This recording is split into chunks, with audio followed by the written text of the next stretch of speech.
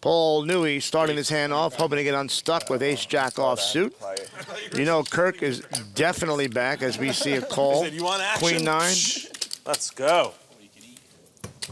The Aussie has returned. And Colman's going to play. Seaver's I'm actually in. not stuck that much though, personally, because originally Sam had 500 of me.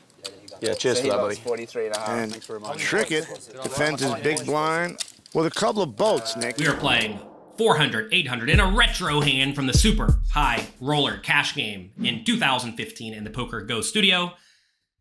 Paul Newey playing a very deep stacked $500,000, as are most of the other players. He opens it up with the ace-jack under the gun. Kirk calls with the queen 9 offsuit and the cutoff. That's a little bit loose. That's a little bit splashy, but whatever. Colman on the button with pocket 7s makes a very standard call. Scott Seaver normally plays logically and reasonably. He decides to splash with the 10-3 of hearts for fun. And Sam Trickett closes the action in the big blind. Let's spin the wheel. Yeah, and of course, one might be thinking that Seaver didn't have to get in there with that 10. Whoa. I'm going to save that point for, this is quite a flop.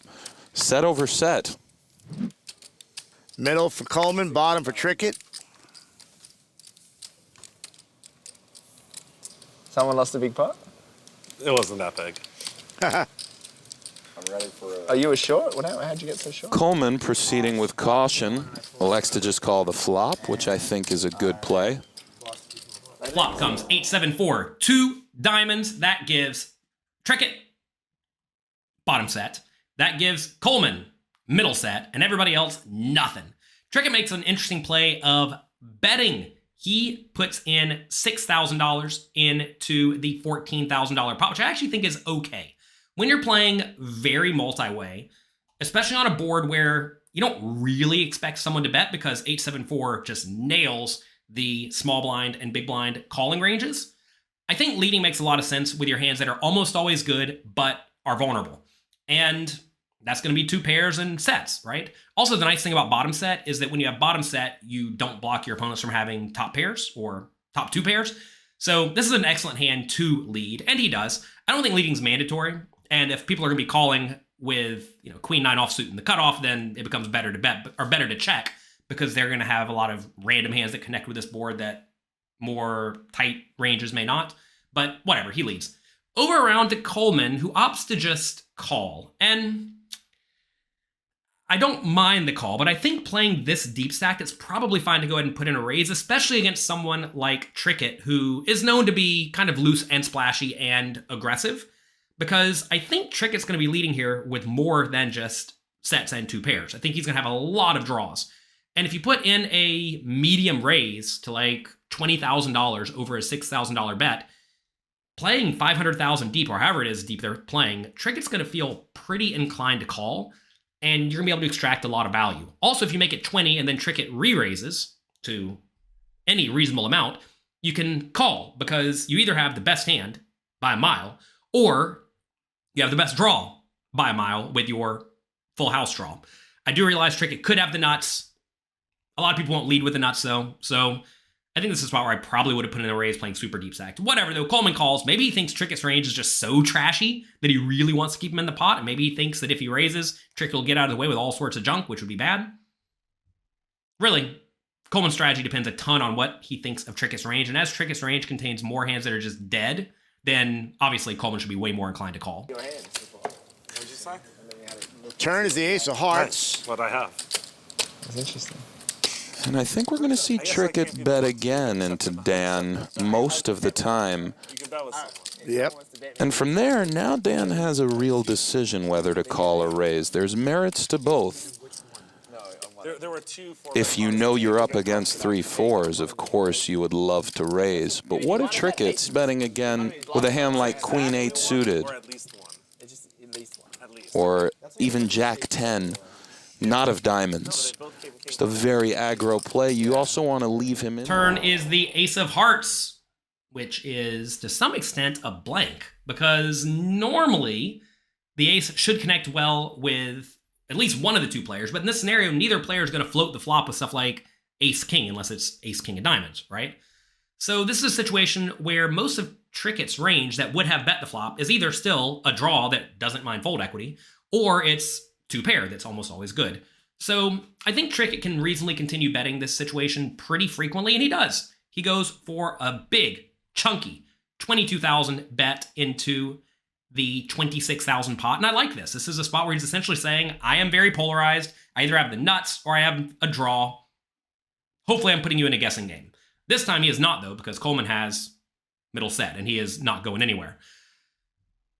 It's a cool situation because if Trickett bets big on the river after Colman calls, the pot is currently 70,000 bucks. I imagine on most rivers, if Trickett bets big, like 70,000, Colman may actually just call. I'm not sure, given they are playing super deep stacked, but if your opponent bets into multiple people on the flop and then bets large on the turn and then blasts the river, they're saying I have a straight, two pair, a set, or nothing. And if you raise, they may actually fold out a lot of the two pair on a lot of rivers, which means you're only getting called by sets and straights. And obviously Trickett can have all the combinations of straights. So cool spot where maybe Coleman's just trying to find a way to not go broke in this hand if he does happen to be set up. I'm not sure. That may sound a little bit nitty. Maybe it is a little bit nitty, but given Trickett could have 16 combinations of the 6-5, I think it's not so bad to be a little bit cautious here. Anyway, he does opt to just call on the turn. I think this is good. I mean, as Trickett's range is more and more full of still junky hands, you definitely want to call and you definitely want to keep him in because either he can improve to something like two pair or three of a kind, or maybe he'll just decide to keep bluffing with whatever junk he has on the river. So I don't mind the call, but when you are playing very deep stack, you do always want to consider, how do I get money in while I am very far ahead? And calling doesn't really do that. But at this point, given we are so deep, maybe there is value in just making sure you don't go broke in this hand when you do happen to be beat. Let's go to the river. To potentially bluff rivers. Wow, another 7 on the river. Quads for Colman, and Trickett now has a full house. I think I'm now more tilted than you, Matt. This is not good for me in the game. This is an absolute disaster for Trickett. Yeah. Meanwhile, these guys are still chattering away at the side, and Trickett's involved in yet another serious pot. It's true, you know, it seems like whenever Trickett is involved in a big pot on the river, the rest of the table seems to have the green light to just scream across the table. Or yeah, anyone can be in. I don't know if there's a better feeling than rivering quads and having your opponent put in a $35,000 bet.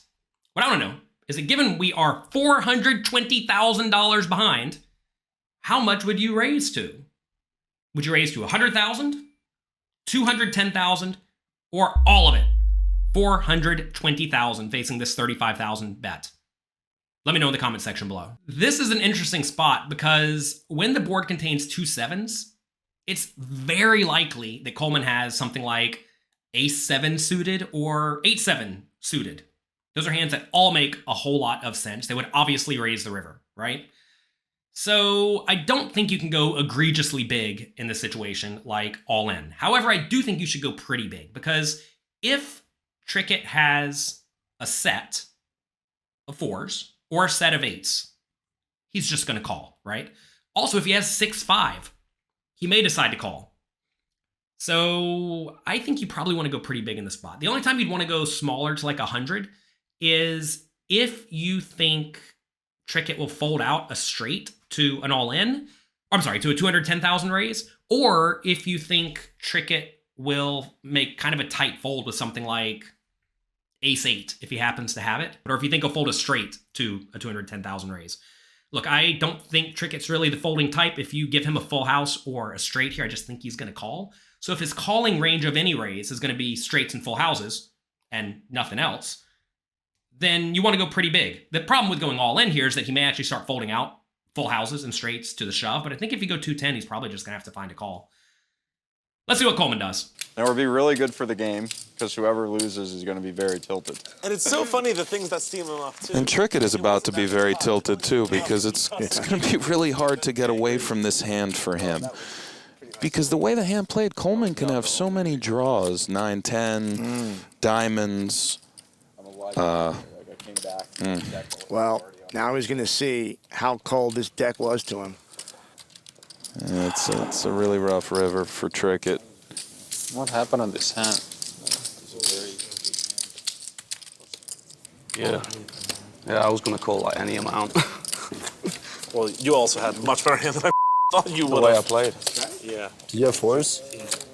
Coleman goes for the small raise, and maybe he left a little bit of value on the table, maybe not. Trickett even says, after snap calling, I was going to call any amount. And to be fair, I don't know if he would have called all in, but I think he probably would have called a much bigger raise, and I think Coleman probably could have gotten an extra $100,000 or so out of this pot.